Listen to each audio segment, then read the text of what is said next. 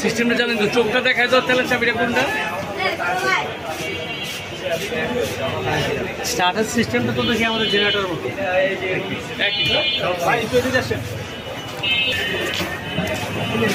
তেলের চাবিটা দেখা তো কই আছে। এই যে এটা একবারে নিচেটা হচ্ছে তেলের চাবি, এখানে থাকবে, এটা সবসময় এখানে রাখবেন। আর এটা হচ্ছে চোখটা এখানে দিবেন, আর এখানে যে এই যে অন অফ আছে, এই যে অন অন করলাম।